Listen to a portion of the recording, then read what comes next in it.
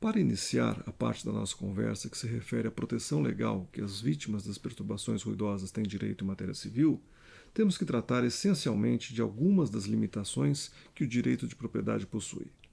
Como vocês bem sabem, o proprietário pode usar, gozar e dispor de seus bens conforme lhe assegura o caput do artigo 1228 do novo Código Civil. Porém, deve fazer isso de modo a não colocar em risco a promoção do bem comum.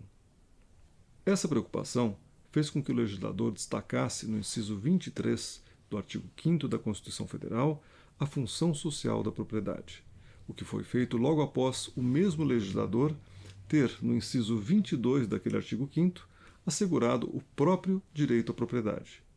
Outro ponto importante é que a Constituição também cuidou de especificar, no caput do seu artigo 182, a garantia do bem-estar dos cidadãos como baliza fundamental para as políticas de desenvolvimento urbano, situando ainda a função social da propriedade como um dos princípios gerais da atividade econômica ao lado da propriedade privada. Essa parte no seu artigo 170, incisos 3º e 2º, respectivamente. O direito de propriedade, portanto, sofre restrições não só no que concerne ao interesse público, como também no relativo ao interesse privado.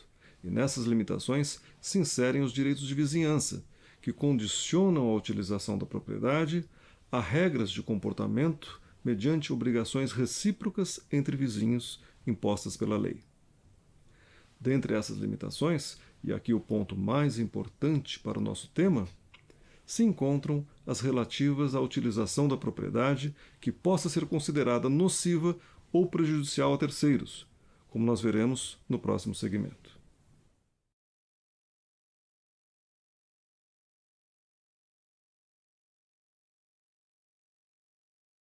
Tendo examinado a gravidade do problema do ruído, e dentro desse tema, primeiro, a falta de uma correta compreensão pela maior parte das pessoas acerca da nocividade das emissões ruidosas, e depois, os limites, ou melhor dizendo, a falta de limites das reações tanto das vítimas como dos agentes perturbadores, e, em arremate, tendo também examinado o deletério efeito depreciativo que uma vizinhança ruidosa pode acarretar a um imóvel, cumpre agora passar aos aspectos propriamente jurídicos da matéria. Abstraindo a falta de educação e respeito para com o outro, normalmente presentes na raiz da maior parte dos problemas de incomodidade ruidosa, do ponto de vista do direito civil, as perturbações sonoras verificadas entre vizinhos podem se dar por duas causas distintas. A primeira delas é o uso anormal da propriedade, e a segunda, por mais estranho que possa parecer, é o uso normal da propriedade. A condição, contudo, é o efeito nocivo, a prejudicialidade da utilização. Não basta ser anormal ou normal. O uso tem de ser prejudicial ao vizinho. Ambas as situações vêm reguladas pelos artigos 1277 a 1279 do Código Civil, onde se estabelece o direito de fazer cessar as interferências que forem prejudiciais à saúde, ao sossego e à segurança dos que habitam a propriedade vizinha. Mas voltando um pouco às possíveis origens da perturbação, o uso normal é de fácil compreensão. Ele consiste, essencialmente, no excesso ou desvio de utilização da propriedade. Já o uso normal, que produz prejuízo ao vizinho, não é algo assim tão intuitivo, pois comumente associamos a prejudicialidade ao caráter anômalo do uso. E, inversamente, a utilização normal, para o fim e dentro dos limites a que o imóvel se destina, não deveria, em regra, resultar nocividade vicinal. Mas se atentarmos um pouco mais detidamente sobre isso, logo veremos que há algumas situações nas quais o uso normal, ou seja, a utilização para o fim ao qual o imóvel se destina, pode sim resultar nocividade ao vizinho. Basta pensarmos na situação de muitos aeroportos e estádios de futebol, só para ficarmos nos exemplos mais óbvios. Qualquer dos dois pode perfeitamente prejudicar o sossego, a saúde e a segurança de seus vizinhos, sem que sua utilização deixe a estrita esfera da normalidade.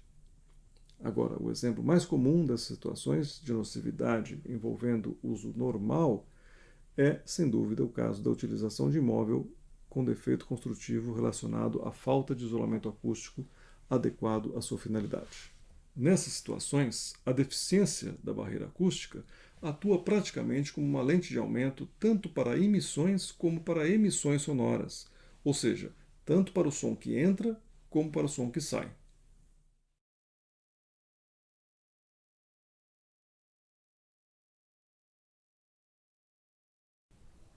O exame das causas das perturbações ruidosas chama a nossa atenção para duas alterações advindas do novo Código Civil no que concerne ao regramento relativo à utilização da propriedade que resulte dano vicinal. A primeira alteração diz respeito ao título e a segunda ao conteúdo da regra jurídica. Como vocês talvez se lembrem, durante a vigência do Código 16, os problemas de incômodos ruidosos entre vizinhos se sujeitavam à regra do seu artigo 554, situado sob o título Uso nocivo da propriedade, cujo teor era o seguinte: Artigo 554. O proprietário ou inquilino de um prédio tem o direito de impedir que o mau uso da propriedade vizinha possa prejudicar a segurança, o sossego e a saúde dos que o habitam.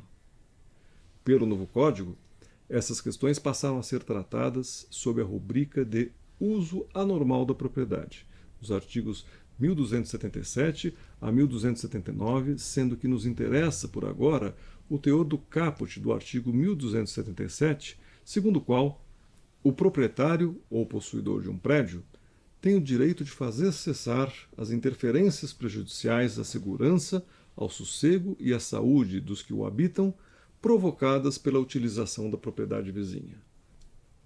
Bom, de largada, salta aos olhos a impropriedade da substituição da expressão uso nocivo por uso anormal no título utilizado pelo novo Código. E por que impropriedade? Porque, como se observa facilmente da leitura do caput do artigo 1277, que nós acabamos de fazer, o legislador utilizou, no atual comando legal, uma abordagem relacionada ao efeito do uso, efeito prejudicial ou efeito nocivo, e não uma abordagem relacionada ao uso em si mesmo, que seria o uso anormal ou uso abusivo, como era feito, aliás, pelo Código anterior. Essa situação, portanto, é que está em contradição com o teor do novo título. Não há sentido um título se referir ao uso anormal quando a regra legal se refere ao uso normal ou anormal que acarrete efeito prejudicial ou nocivo para o vizinho. E a crítica, naturalmente, não é nova. Desde a época das discussões do projeto do Código Civil, já se debatia e se apontava essa impropriedade do novo título. O professor Antônio Chaves, por exemplo, teve a oportunidade de publicar na Revista dos Tribunais um artigo bastante interessante no qual ele chamava a atenção dos leitores exatamente para esse problema. Segundo ele, abre aspas, não é feliz a substituição da expressão usada pelo Código Civil de uso nocivo da propriedade pelo uso anormal. Se anormal quer dizer anômalo, contrário às regras, irregular, e se o sentido é eliminar interferências prejudiciais, como consta do dispositivo proposto, não se percebe por que não usar a palavra que está no código e que é a certa: nocivo. Justamente o que prejudica, o que causa dano. Fecha aspas.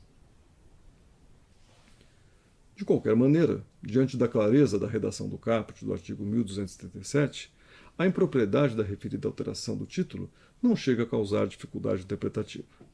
Tanto é assim que vozes importantes da doutrina, como a do desembargador Francisco Eduardo Loureiro e a do ministro Luiz Edson Fachin, salientam a possibilidade de se fazer cessar tanto as interferências nocivas que tiverem origem em uso anormal, como também as que decorrerem de uso normal. Bom, gente, essa alteração, a alteração do título, era a primeira a que nos referíamos há pouco. A segunda, e aí sim a realmente importante, foi a alteração da perspectiva adotada pelo novo Código. Como já vimos, a norma anterior, artigo 554 do Código 16, falava em mau uso, ao invés de uso prejudicial da propriedade. Não é demais repetir que é uma abordagem baseada na utilização em si mesma, ao invés da atual, que é baseada explicitamente no efeito da utilização. Nada obstante, durante a vigência do Código anterior, a doutrina e a jurisprudência, em grande parte, já perfilhavam o entendimento no sentido mais amplo, de modo a fazer com que a regra alcançasse também a nocividade provocada pela utilização regular do imóvel. Mas, apesar disso, a literalidade da norma permanecia a endereçar a aplicação mais restrita, ou seja, apenas para os casos de mau uso, uso anormal ou abusivo. Desse modo, o grande mérito do novo artigo, acolhendo o entendimento predominante quando da vigência do diploma anterior, foi o de explicitar textualmente a possibilidade de serem repelidas interferências prejudiciais à segurança, ao sossego e à saúde dos que habitam determinado imóvel, provocadas pela mera utilização da propriedade vizinha, não necessariamente de modo anormal.